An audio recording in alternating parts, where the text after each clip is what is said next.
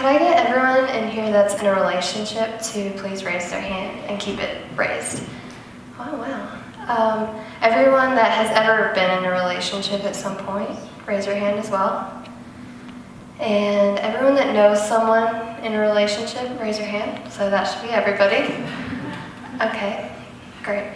So what you've all just shown me is that everyone in here has some sort of connection to a relationship of some kind.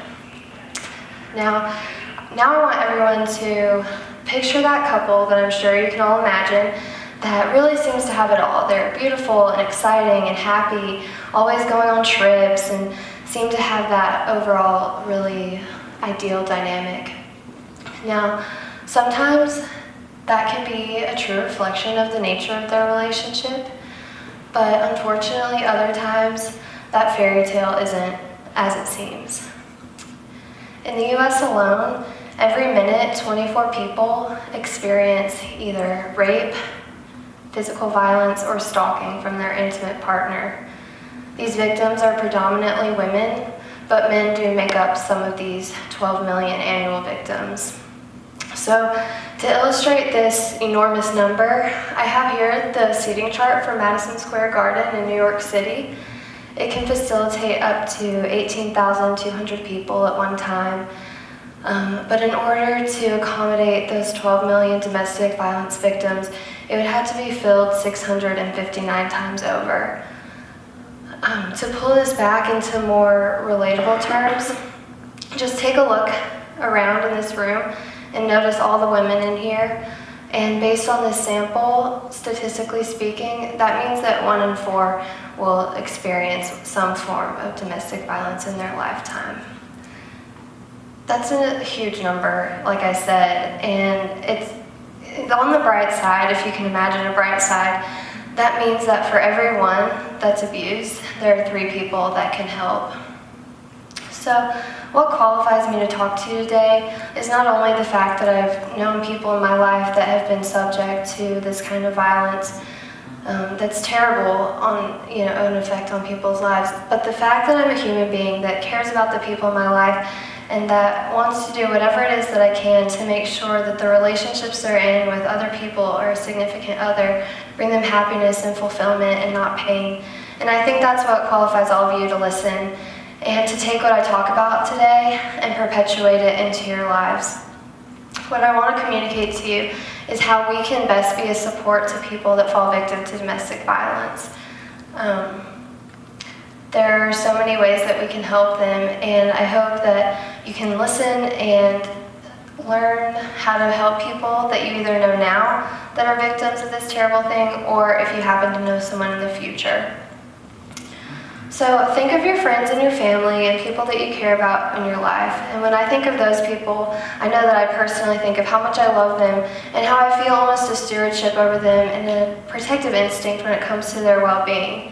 So my first piece of advice to you is to be watching the behaviors of your friends and family and the people that you interact with. And if you notice signs of change, then you'll be more apt to help them as quickly as possible. It's usually kept secret, but abuse can manifest itself through an increase in anxiety. If you notice that your friend is abnormally anxious or desperate to please his or her partner, if they live and die by their approval, and if they seem motivated out of fear, those can be early signs of abuse.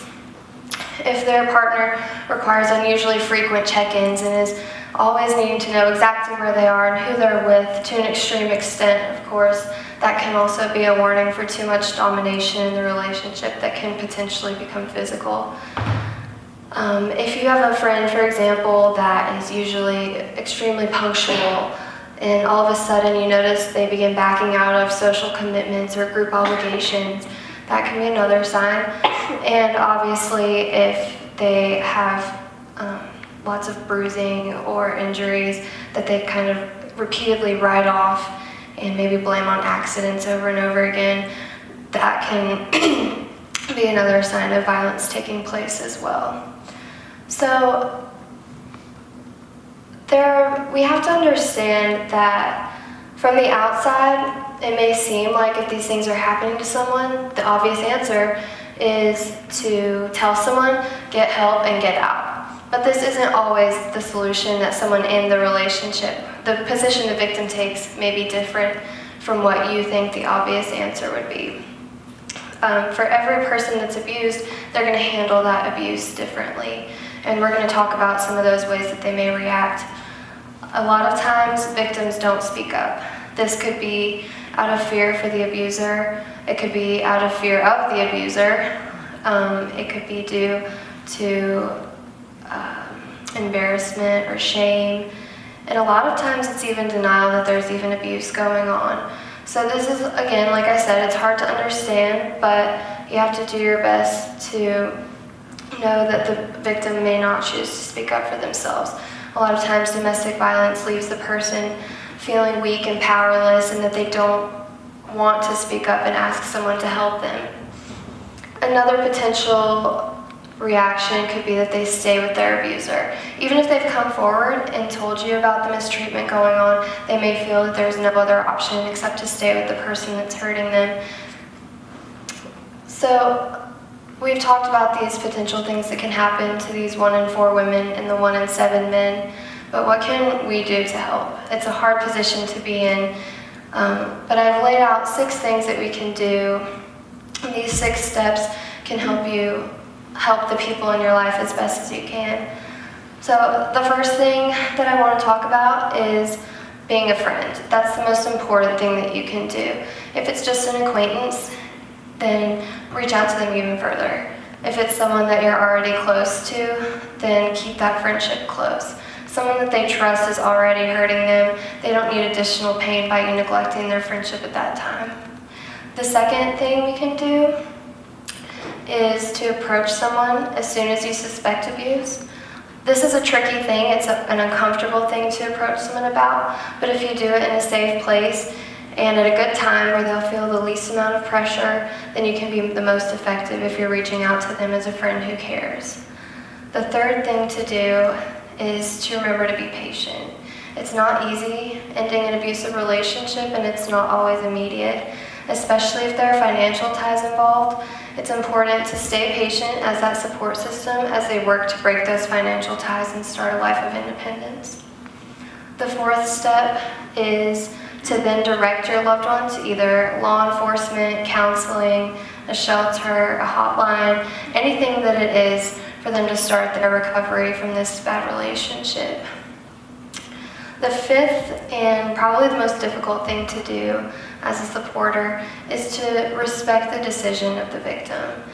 We'd like to hope that when you reach out and help someone in that way, they will leave whoever they're with and start a new life without their abuser, but you have to keep in mind that they may not. It's very possible that they could stay with this person, they could stay married to them, living with them, or dating them, and no matter what, you have to respect their decision. Even though it's really hard, it's something that we can't judge. And no matter what they choose, whether they choose to stay or they choose to go, we really need to make sure to follow up with the sixth step, which is to love them. It's really important to make sure that you don't accuse or blame or pressure a victim of domestic violence, but instead we need to love them and empower them and remind them of their strength and of their worth.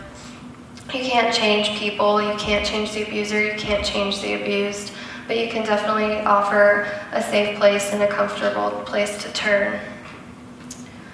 In conclusion, a lot of us will go on to have really happy and healthy relationships, but the sad truth is that not all of us will. Hopefully everyone in this room does, but statistically speaking, we may not.